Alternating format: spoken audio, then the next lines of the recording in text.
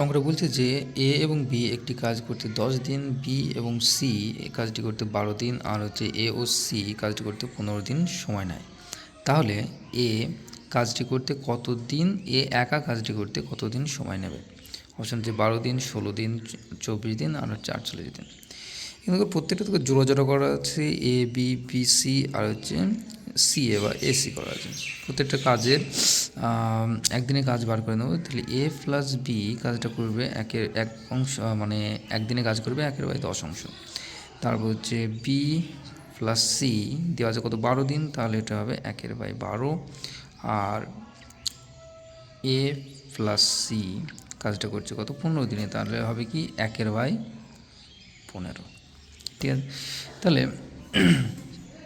যদি তিনজনের কাজই টোটাল করা হয়, তাহলে দেখো এখানে একদিনের কাজ টোটাল করা হয়, এখানে এ দুটো আছে, বি দুটো আছে, সি দুটো আছে। তাহলে আমি কি লিখবো, 2 কমন নিলাম, এ প্লাস বি প্লাস সি, কারণ প্রত্যেকের ডবল ডবল কাজ হচ্ছে।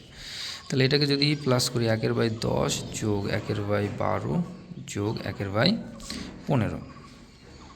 ঠিক আছে, তাহলে এদের লসাগু অবশ্যই কত হবে, এদের লসাগু হবে 60।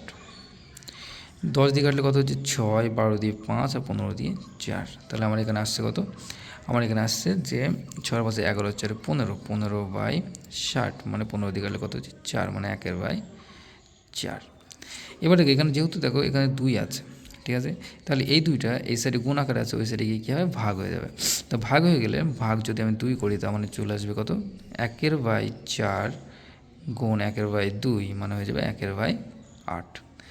তার মানে এ প্লাস বি প্লাস সি, এ প্লাস বি প্লাস সি এরা একদিনে কাজটা করতে পারছে কত, 1/8 অংশ কাজ করতে পারছে। ঠিক আছে, এবার বলেছে যে এ একা কত দিনে কাজ করবে। তো এখানে যদি আমি, এখানে আছে এ প্লাস বি প্লাস সি, এখান থেকে যদি বি প্লাস সিটা আমি বাদ দিয়ে দিই, তাহলে আমার শুধু এ পড়ে থাকবে। সেভাবে দেখো বি প্লাস সি এখানে কোনটা আছে, এটা আছে।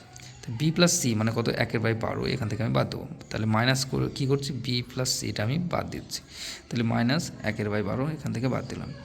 তাহলে এখানে কত হবে, লসক হবে কত, 24। 8 দিয়ে কত হচ্ছে 3, আর 12 দিয়ে কত 2, তার মানে কত হচ্ছে 1/24। তাহলে এর কাজ করছে, একদিনের কাজ হচ্ছে 1/24। তাহলে টোটাল কাজটা কমপ্লিট করতে ওর টাইম লাগবে 24 দিন। তাহলে অ্যান্সার কোনটা হবে, অ্যান্সার অপশন কোথায় গেলো, অপশন সি হবে রাইট অ্যান্সার, 24 দিন।